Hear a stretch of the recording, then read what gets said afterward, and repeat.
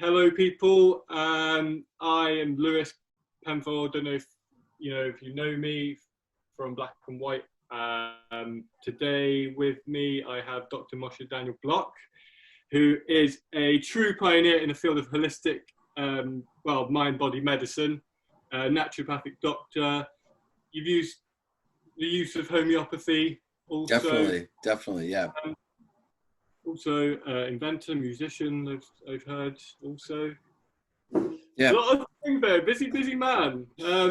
With regards to, also the main point with the book Holistic Counselling, the Vis Dialogue that you have written yourself.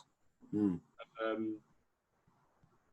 just wanted to go into that really and talk about because there's quite a fusion of different types of medicine, would you say, or different approaches that you've developed over the years?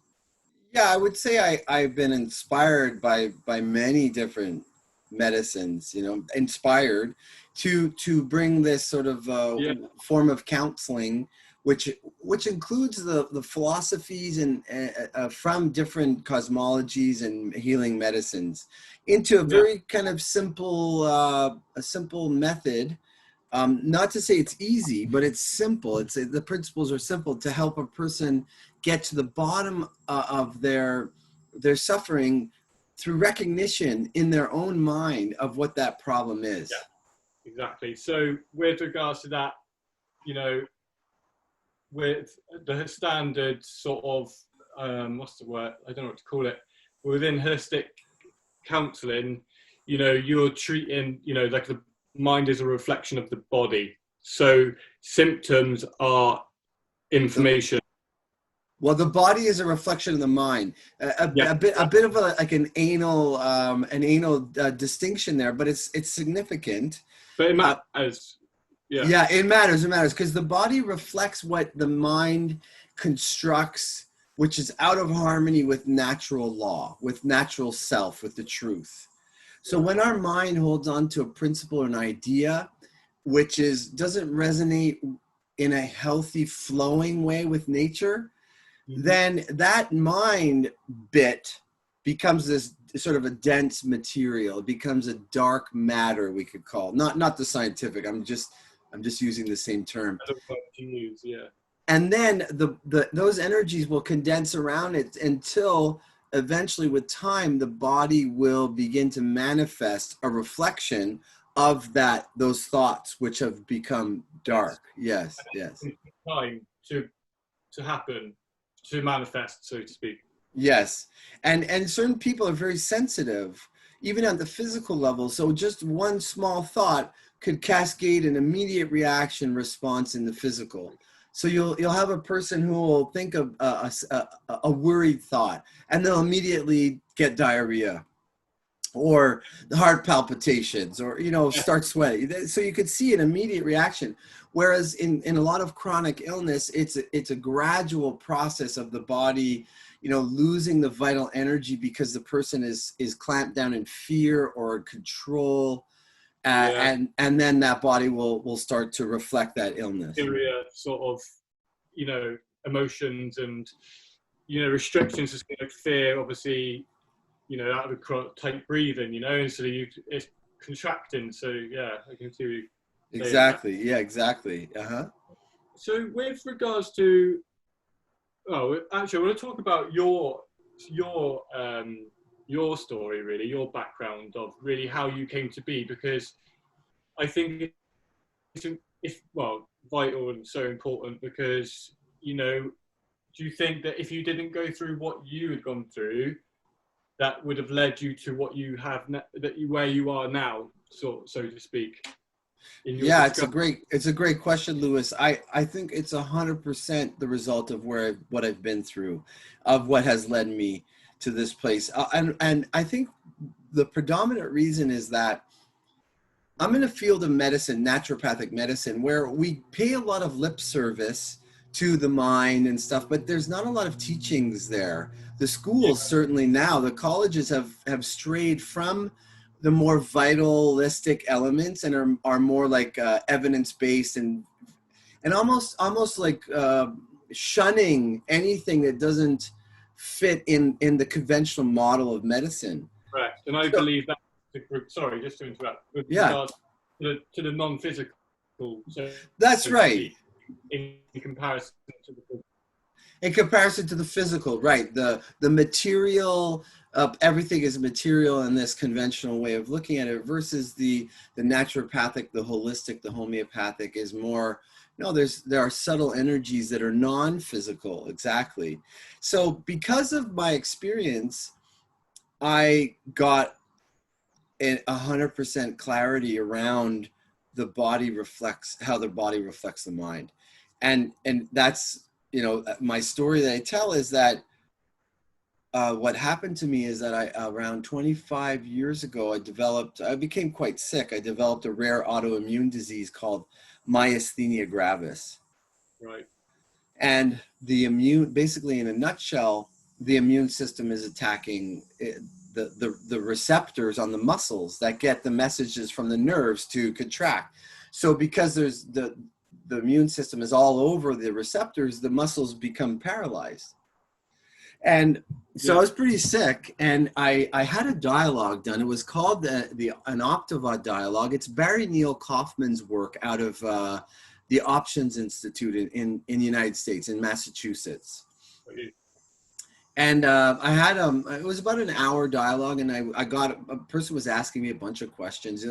This is what I base my work off, is this Optiva dialogue. I've taken it quite a bit further into working with people in naturopathic practice and in counseling practice, if people are looking to learn how to help people with this. And in about 45 minutes in, I was asked the question, because I had stated, you know, without even questioning it, yeah, because I need to be perfect. That was my answer. Well, what makes you try so hard? Well, because I need to be perfect. That was the belief, the idea, the mind matter that, you know, the dark forces were condensing around. Yeah. And, maybe dark. What's that? Sorry, say again. It glitched out a little bit. Okay. Well, good. I'm glad it glitched out, because I used a phrase that I don't even want to use right now. Just like around the belief system, around the fact that I believed, you know, it was a true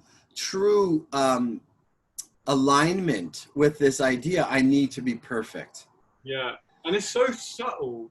Like, it's such an underlying thing that you wouldn't even, because I speak about, you know, the power of belief a lot, and it is such a huge thing.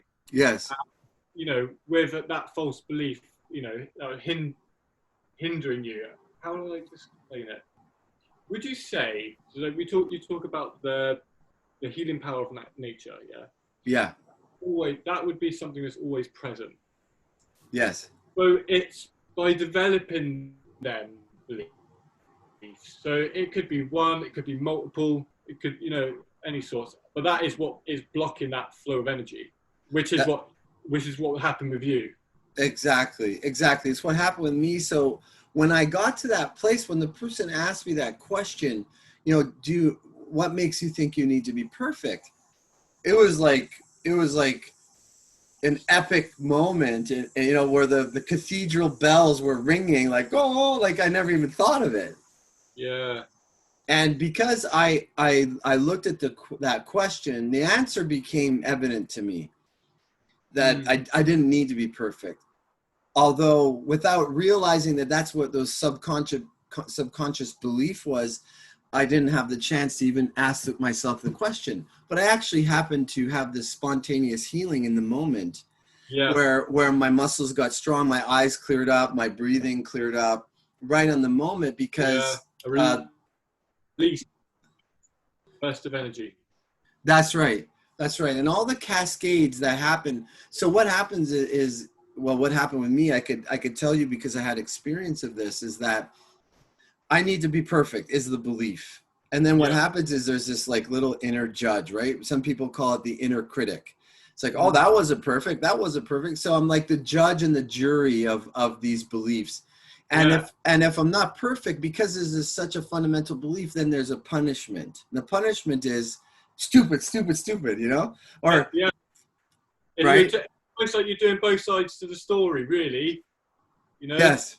It's And I think that's, I think people being hard on themselves as well is something I think quite a common one.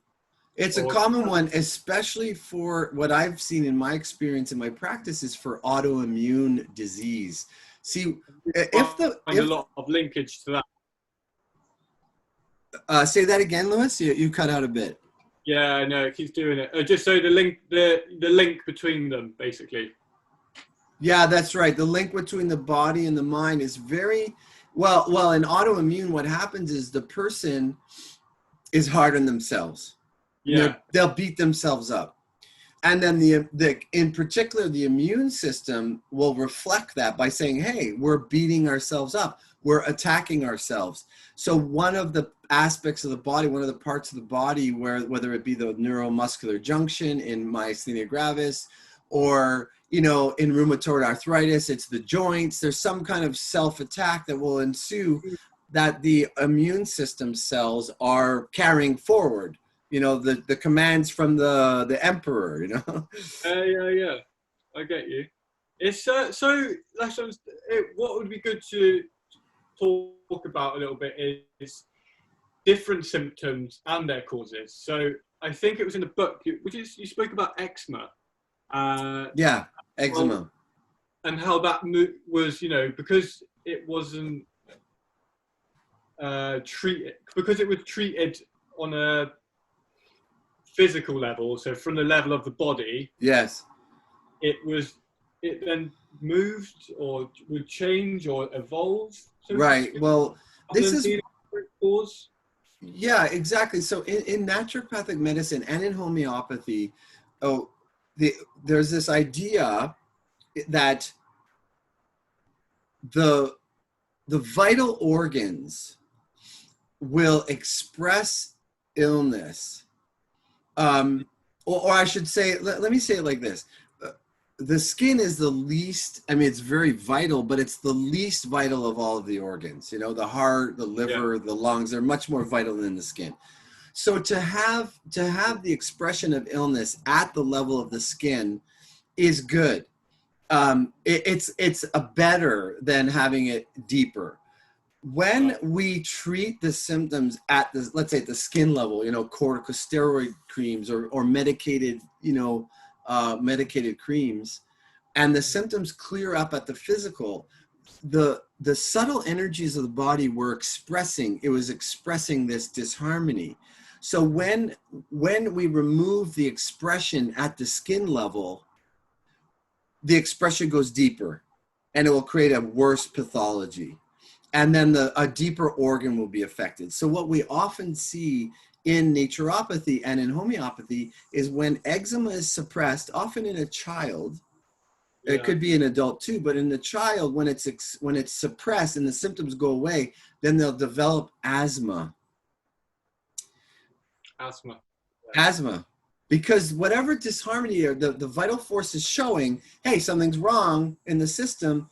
So by suppressing that more superficial expression, it goes deeper, and a worse message, a worse disease carried on through the message of the body will ensue. It's like it's like with a child, Lewis. A child will come up to you and go and pull your sleeve and go, I don't feel good, and you don't listen. It's just tugging your sleeve. Then it starts biting your leg to try to get the message across, right? It's like a nagging child, basically, on you, trying to tell you something about, something's going wrong. That's right. And that's probably, dealing with things, and that's what I actually wanted to talk about. Actually, the different models of medicine. So you've got allopathic, system-based, and holistic. Yes. Can we cover them just because that will help live what we just said then. Yeah, because, this is an important topic. A lot of people that do what they call holistic medicine, that's one of the terms that has been thrown around very loosely. Like there's some companies that produce holistic dental, like dental paste, like toothpaste. So the word holistic is used very loosely. Yeah. And so some people who think they're practicing holistically realize once they see the three models juxtaposed that they're in fact not practicing holistically, at least in the way I'm defining it. That's all, because I don't want to like cast a giant net over everything. But once you understand mind-body medicine and how that's holistic, then the understanding of the word holistic becomes a little clearer. What did you say, Lewis, there? Well, so holistic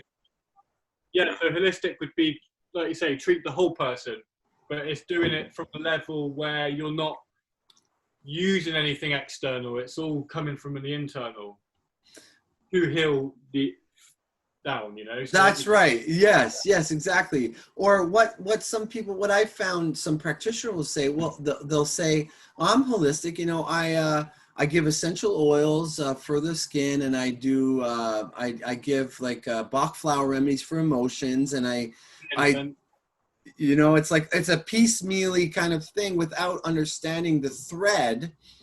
So if there's a problem with the skin, then by resolving it at the mental emotional level, you don't really need to do the essential oils. You don't need to do the physical treatment that you might do, because by addressing it at the mental emotional, when that resolves, then the vital force restores the body. It restores everything.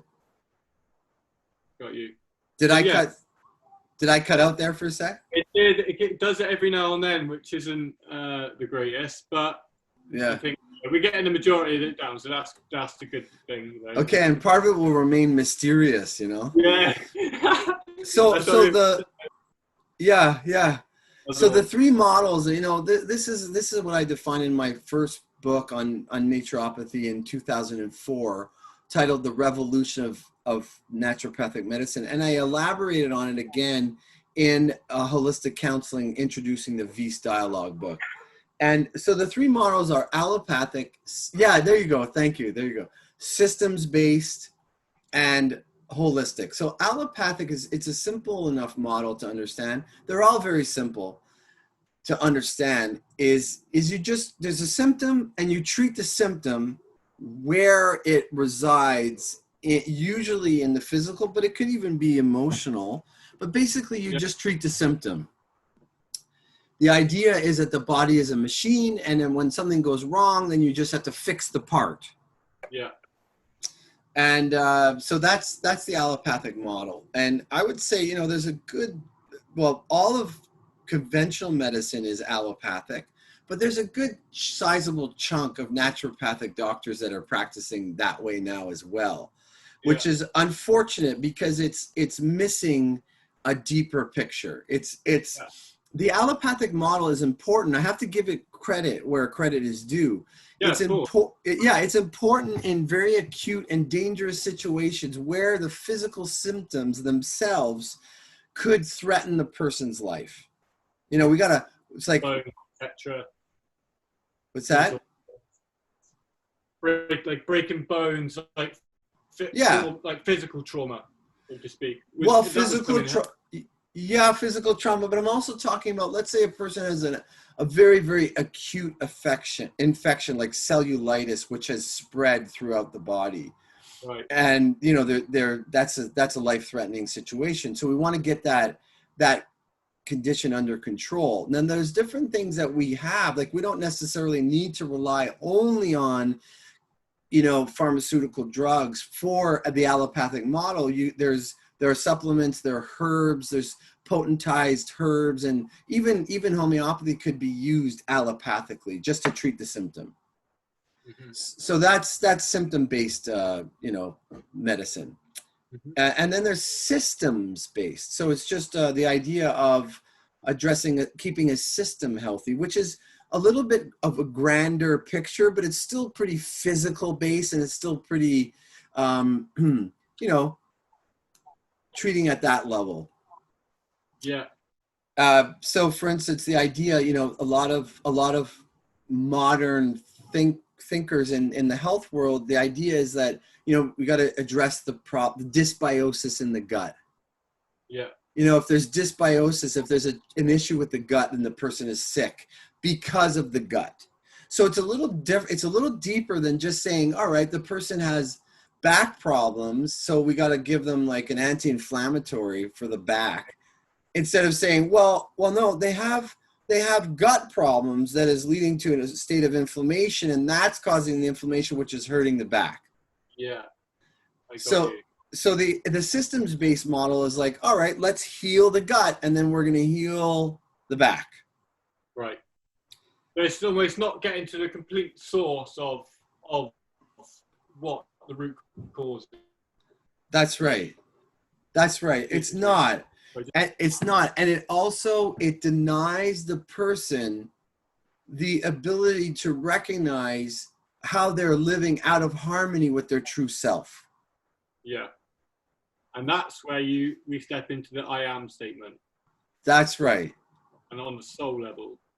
Do you want to explain that a little bit, how you see it, Lewis? How you see the I am, and then I'll jump in and add to that. Yeah, so I see it as like how we talk about the elements. So I'm learning from you now. So from what I've learned along the way, fire being the soul, air being the mental body, emotions being the water body, and then the earth being the physical body itself. And obviously that is the chain of command, so to speak, isn't it? Yes, that's right. Go on. No, go ahead. You just finish your thought, and then I'll jump in. No problem. So I just wanted to ask about that basically, because when it comes to these false beliefs, so the true I am statement, because this is where I think people may get confused with things with regards to the ego in comparison to the soul. Yes. So you would say, could you say that the ego is the one that creates the false beliefs? So that's right. Through trauma, but the soul is just the soul. So that is just who you are as a genuine person. And obviously it's that these false beliefs that block that. But yeah, but the explanation of the different elements, the different the bodies, it's got a spiritual twang to it. It has got a spiritual. Entirely, it's entirely spiritual. Like, basically what the level of the soul is. It's a simple state of beingness. It's a beingness which is beyond definition. It's beyond condition. It's unconditionally okay. It's unconditionally beyond any restrictions that the mind could start to set up around our reality. Yeah, exactly. It's almost something that a mind can't even comprehend, so to speak, in one regard, because it's not really a mental capacity. It's more of an inner knowing kind. That's where you start using your intuition and things like that to connect with. That's right. Well, it's like in Taoism. In Taoism they say it's the way to the Tao is not the eternal way. It cannot be defined or explained. It can only be experienced. So when we have experience of the soul level of the true self, then there's absolute knowing that comes from that experience. Yeah. The mind can learn aspects of it and, aspire towards, we learn about the qualities of a crystal clear, ice cold glacial lake at the top of a mountain. And you learn it's crystal clear and the waters are so deep and it feels fresh. But you have no idea what that is. You have only an idea, but no real living idea. Your waterfall diagram. Could you explain that for me? Because that's quite a good one. Good to conceptualize. Sure, absolutely. Let me even see here.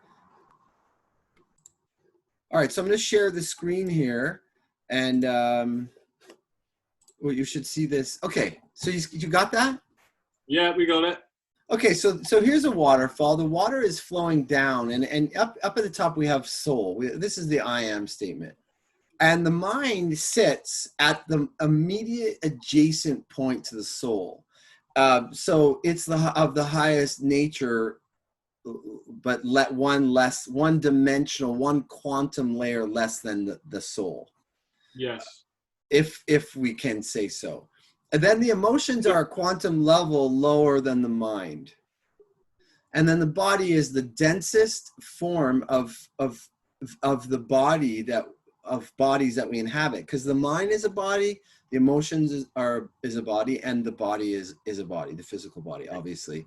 Yeah. So when the mind is in a place of witnessing passively, it is not trying to control reality, it is not trying to supplant ideas through belief systems, then you can see on the right side of this diagram, can you see my cursor here showing, can you see the cursor? Yeah. Okay, so you see on this part, then everything flows beautifully. The mind is a witness to the soul reality. The emotions are filled with joy as a result of this awareness of sense of truth that we are. Mm-hmm. It's pure freedom, pure joy. And the body is nourished by this vital energy which just bubbles forth from the endless source of creative life energy from the infinite. And we're in a state of health. Yeah. The mind steps in with this rock. The rock is an idea which is not in harmony. It doesn't flow with the healing power of nature. It doesn't flow with the true statement of I am. There's some conditionality around our belief in ourself. The conditionality could be anything. It could be, I'm nothing without money, or I need to be the best, or I'm stupid, or anything. Yeah. Right? But it's these little subtle things that affect people on a level that, just hinders them. I think it all affects us anyway, because we all have we all have our fear-based things, or, we come into situations where past traumas do get triggered, and being able to move through them is a skill in itself. But definitely. to be honest, I can't remember where I was actually going with that. But well, it's good. It's a little ditty that you added in on the side. So check this out. When the mind has this thought, the emotions become equally affected at the lower level of reality, because the mind is the first front of illness. It's where all illness starts. It's in the mind. Yeah. And because, Buddha said everything is mind. And in the sense that all that is manifest in the world, all the physical dimension and emotional dimension and what we perceive, that's all mind. Yeah, that's created by the mind. That's created by the mind. It's a form of manifest creation. And so the soul is the presence that experiences all that as the center of all of it. Yeah. So would you say within Buddhism then, the study of, how they like to meditate on emptiness? Yes. So that's, would you say that's related to that? 100%. Pure state?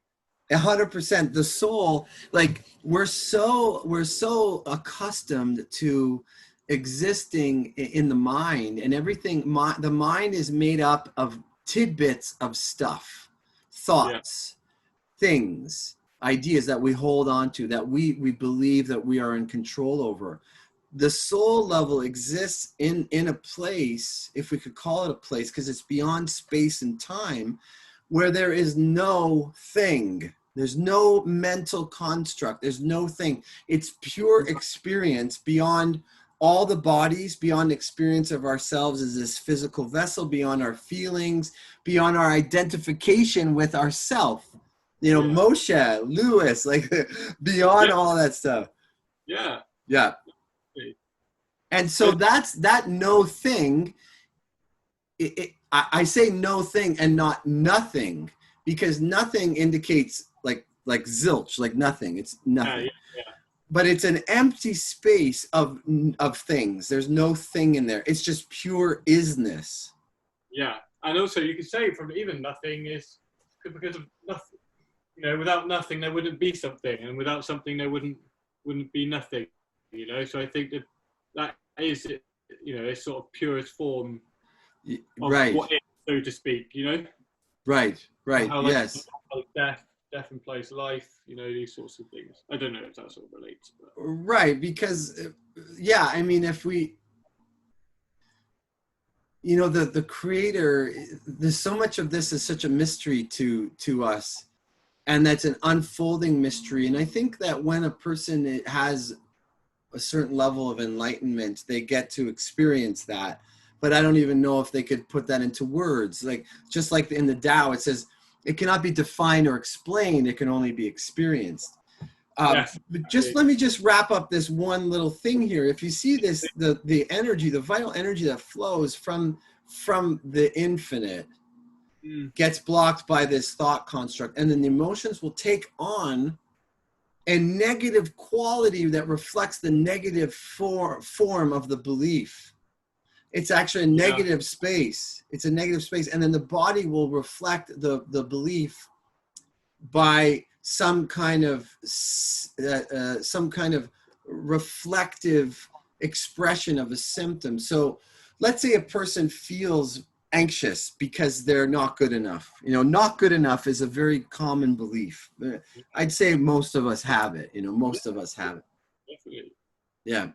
And so I'm not on this belief I'm not good enough. So am I feeling relaxed around other people, you know, in job interviews? Am I feeling I got this? No, I feel uptight. So the emotion will feel whatever not good enough feels like. It feels anxious. It feels not enough.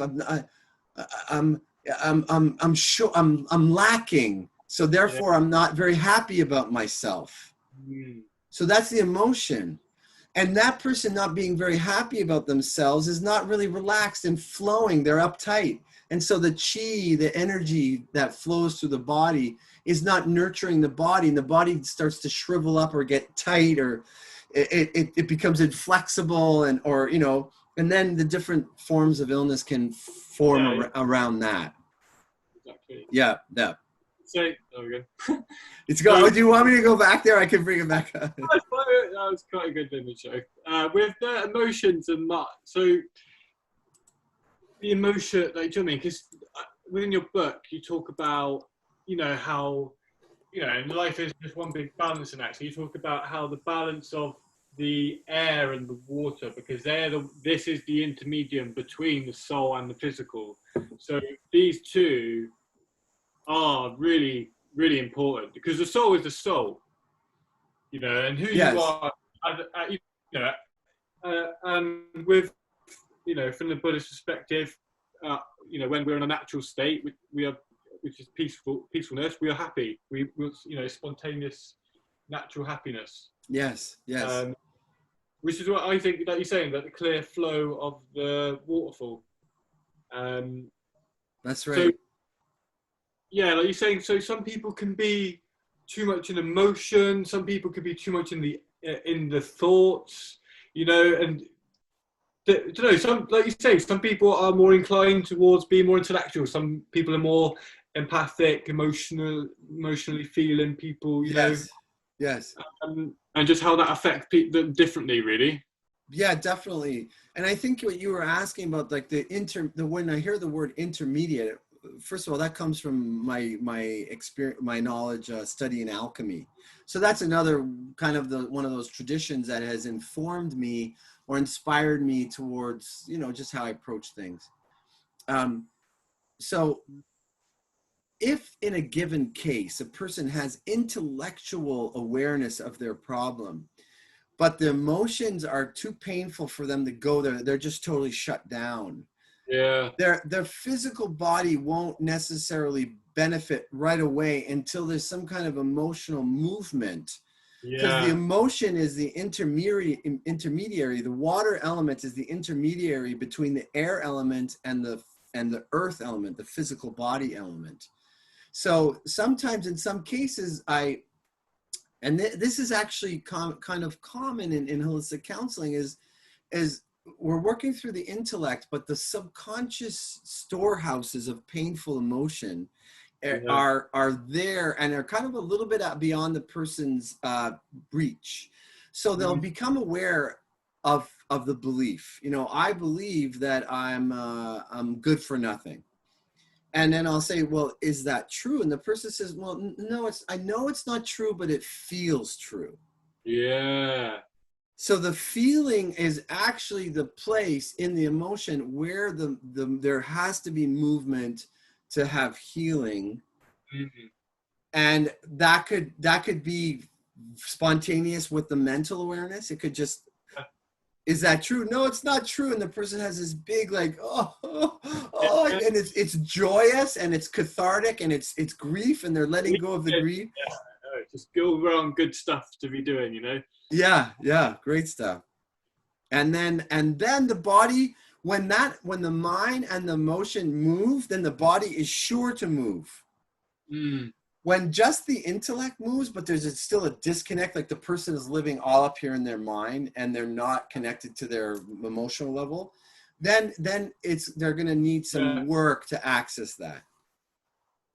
Yeah, I mean, I personally, from my own personal experience, I would say that I am more in my mind. And I would say I'd find men are more in their mind in comparison to women. And that's not just the gender of things, because like, when you talk about the male and female energies, men can be emotional, you know what I mean? Women could be cold, etc., etc. Yeah.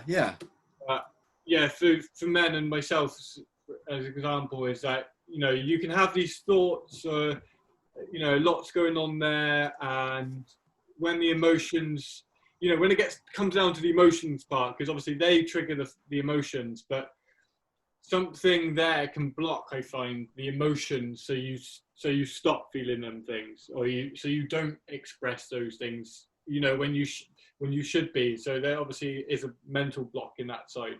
That's right. Yeah. And ironically, again, everything is mind.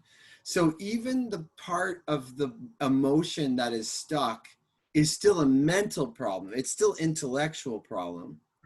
So in order to allow the emotion to go, there's some kind of belief or some kind of reference that person has with that emotion being bad, that I don't want to go there. It's still a mental construct to allow the emotion to flow, because emotion and body are what's known as passions. It's passive. It's you can't actively feel. You allow feeling to be. Yeah. Same with the mental capacity as well. With that, you have to allow that to sort of be. For example, if you're meditating, Right. But the mental is where we have jurisdiction over. We have will.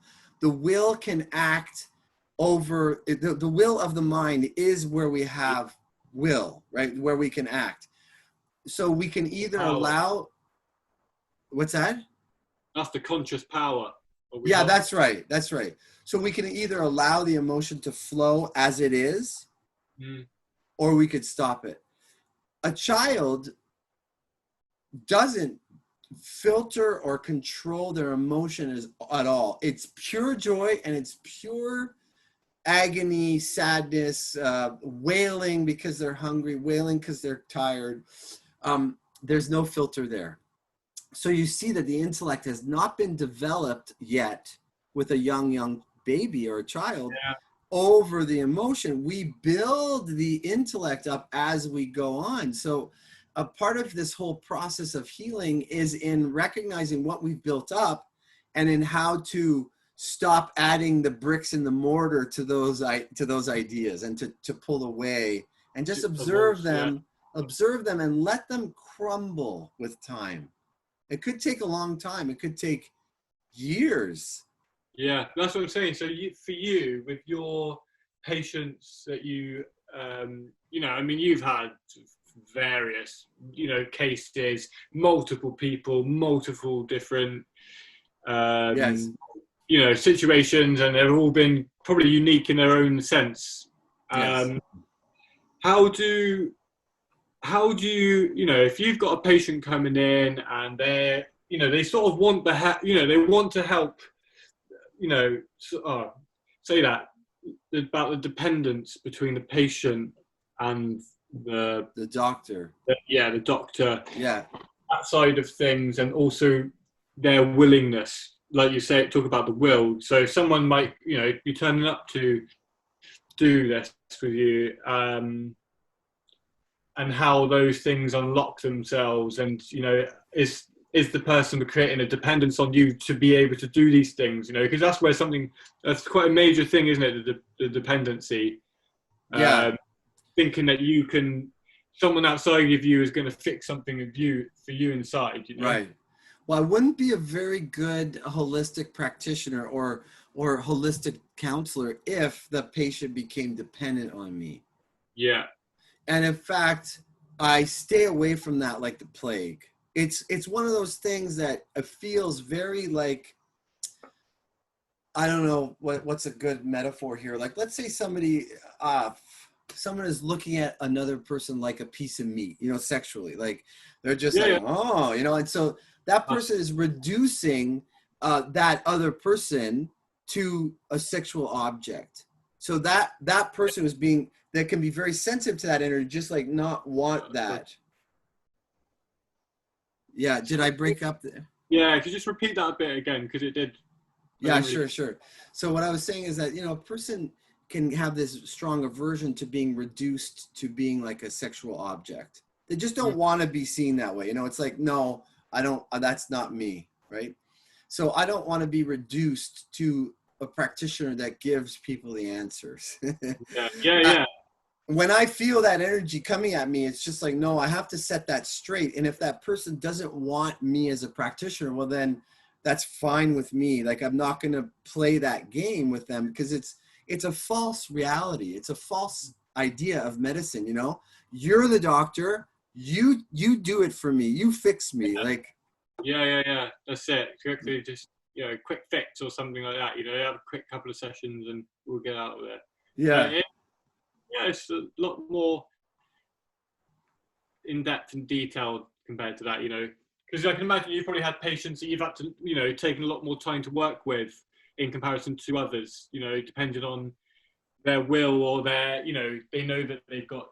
I think the fact that they have a disease or something like that is what there's always something good that comes from something that's bad. Like yes. for you, perfect example is your own story and how you was able to cure yourself, because there's some people out there that aren't even aware of this type of healing and aren't aware of the fact that this is an option, really. And that's really why I contacted you, and why I wanted to get involved with this and try and introduce some of your teachings to others. Who can learn this then?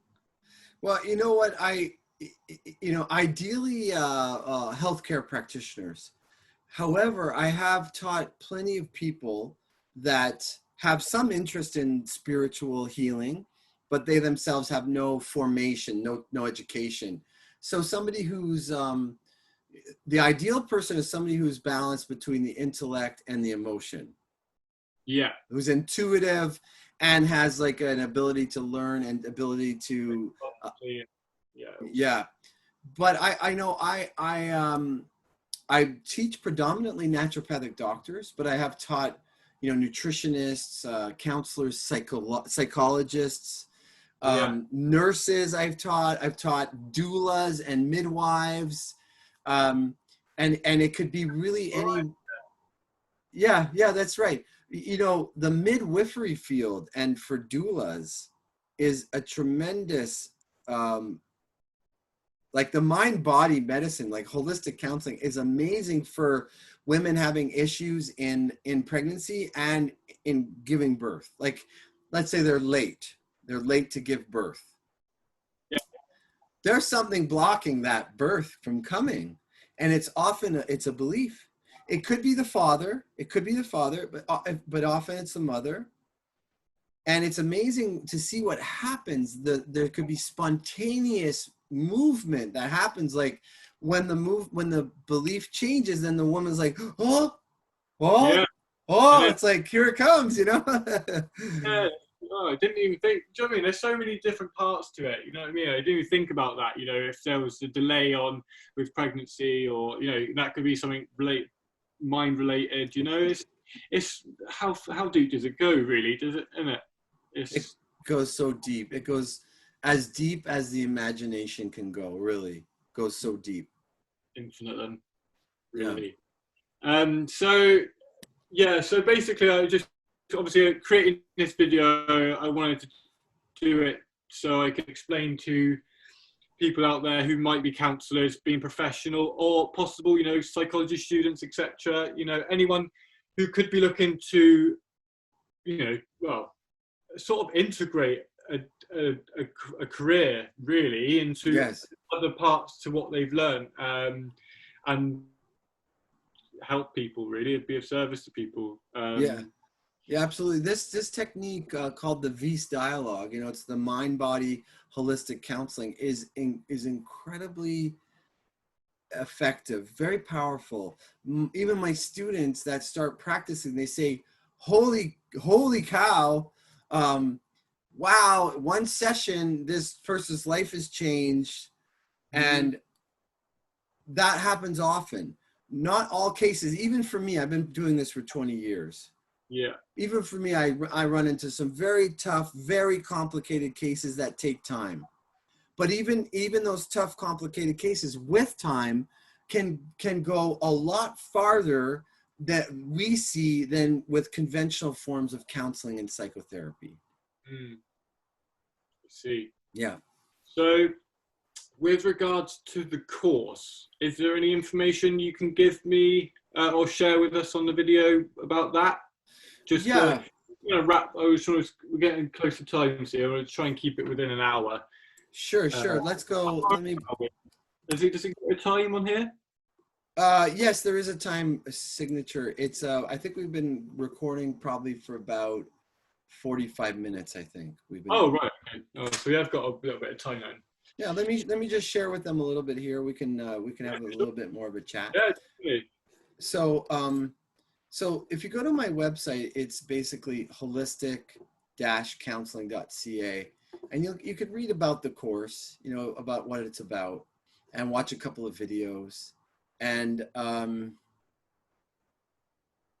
yeah, so there's a couple more videos here. This one says holistic counseling is some good shit. It's a funny video where the patient basically has this like amazing revelation, and we call it the aha moment.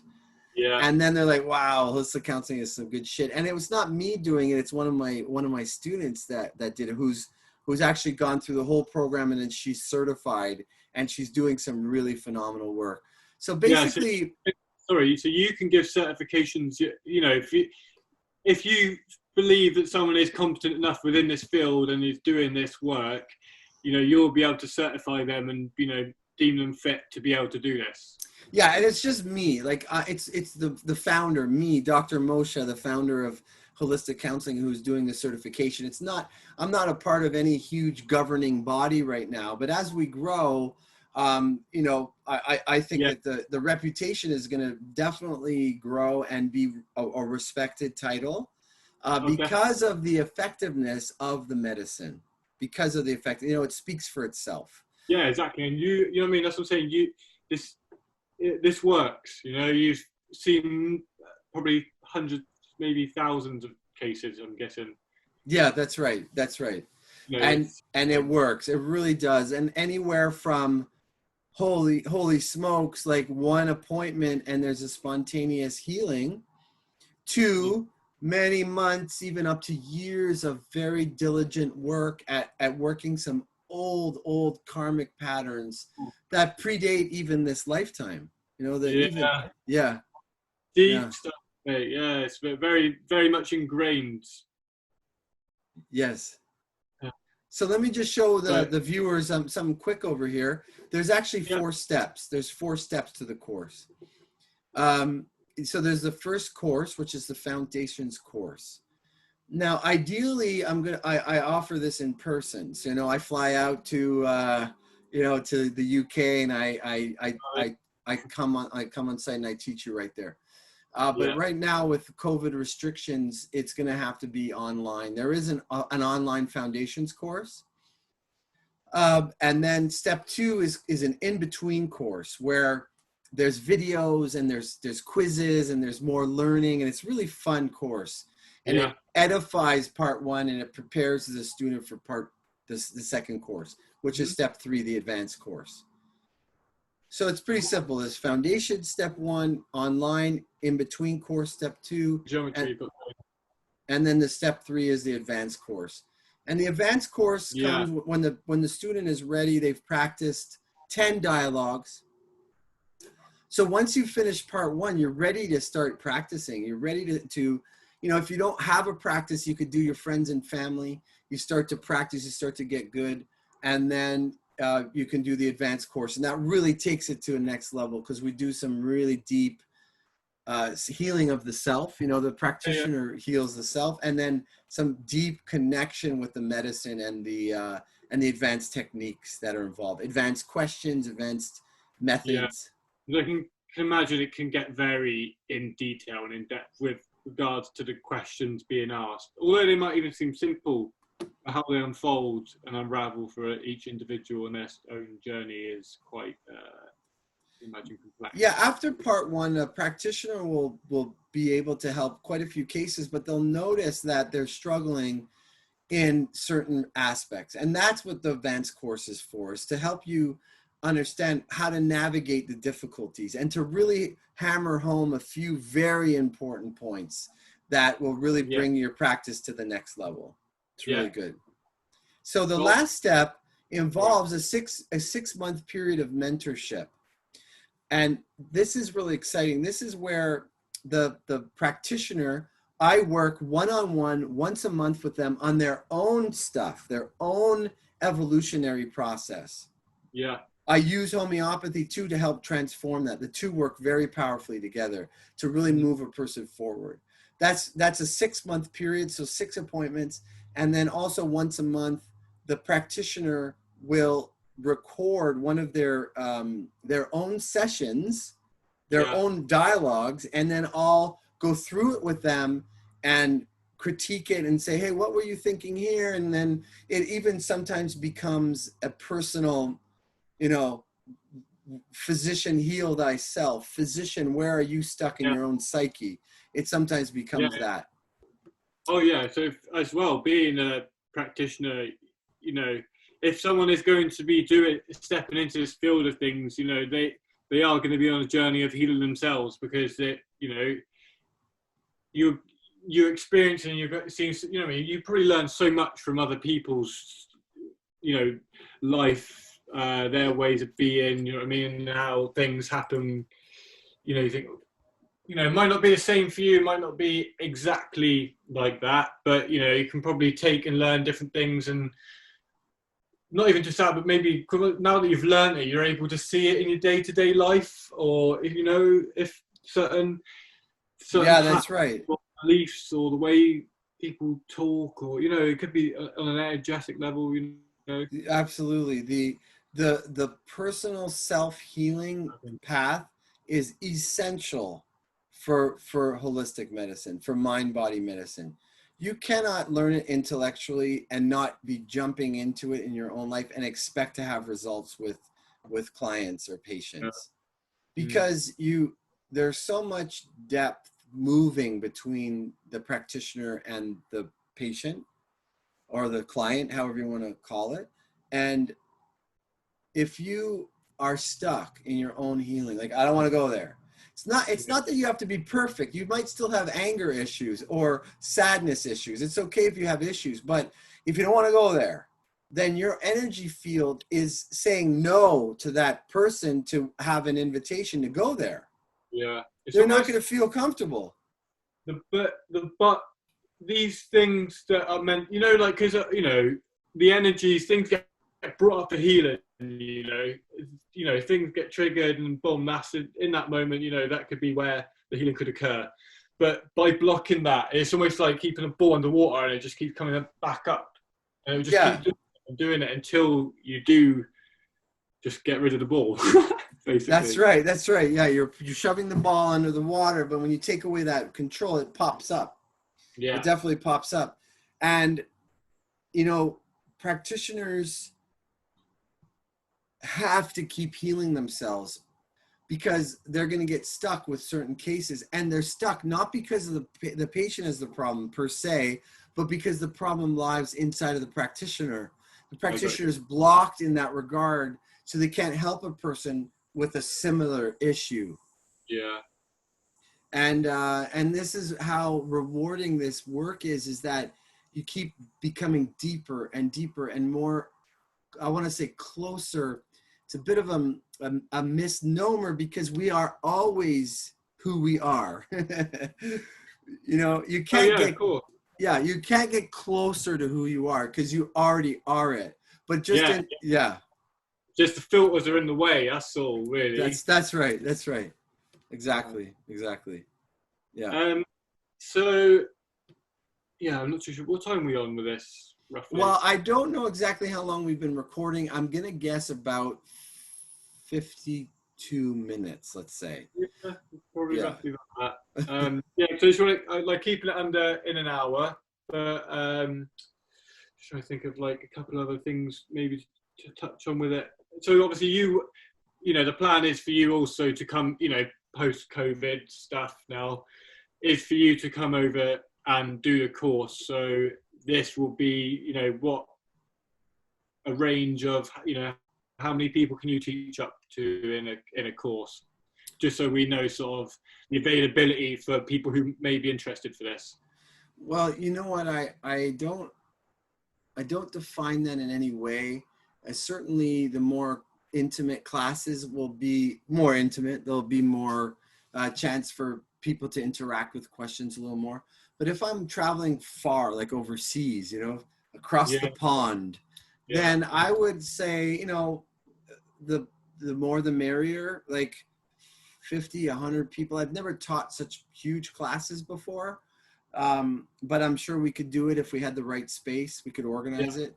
No, so we So got, yeah, yeah, I don't we want to got, cap it. I don't want to cap it. no, I won't cap it. But yeah, but that's something that we could deal with. Somebody who's really interested in doing the whole thing, I would say that we would cap. But if it's just like part one, you just want to come take part one as a kind of a la carte. I still might offer that. Like in the future, I'm going to probably just close the course to, if you want to learn holistic counseling, you have to commit to the whole course, yeah, yeah, okay. because So it makes sense. yeah, so say now, you know, maybe we could have people, you know, people go on, they do the first part of the course, you know, even if they've done the full course and, you know, still saw you, you know, it's still, I mean, it's impactful, obviously, to meet you and be in contact with the very person who's created the work, you know. That's right. Yeah, that's It right. has, you know, and reading the book, and because, you know, there's so much in there. It's not really a book you can, you know, it's a book you can sit there with, not even read it all the way through and still go over parts, and, you know, because I think there's a big difference between, what's the word I'm looking for? Comprehension in comparison to understand. That's right. Yeah. Yeah. You know, there's a lot of things in there that have really, you know, created these sparks in my mind, or, you know, maybe on my soul level, you know, Yeah. Yeah. like we connected. So yeah, I mean, we try and I supply. think there's certain medicines where you never have what's called a handle on it. You're always growing with it. It's ever deepening in your awareness and in your experience. Yeah, Homeopathy is an example of that. Definitely holistic counseling is an example of that. And you know, you can never learn everything, because it's just goes so deep. Like yeah. it's, yeah. Any area of anything, it can just go boom, Yeah, down. that's right. That's right. But yeah, well, we'll wrap it up at that then. To Sure. be honest with Great. you, with the recording. It's been a pleasure. I hope people found this useful, informative, and hopefully it attracts the right people to do the course. We set up probably, I can't really confirm it yet, but it's obviously going to be sometime next year that we're going to set this up for. Yes. Yes. You know, I think this year's just a bit of a And write-off. you know what, if we have to, Lewis, if for instance you want to do like a live kind of course, but I can't come over there because of the restrictions, of travel, then we could set up a live webinar with your people that want to take the course. We can do that. Either or, yeah. I'm happy with that. Sure. Okay, wicked. Wicked. Press record, and it's now. Yeah, so I can end. So thank you so much, Lewis, by the way. Thank you very much for... I have enjoyed it thoroughly, to be honest. It's nice to finally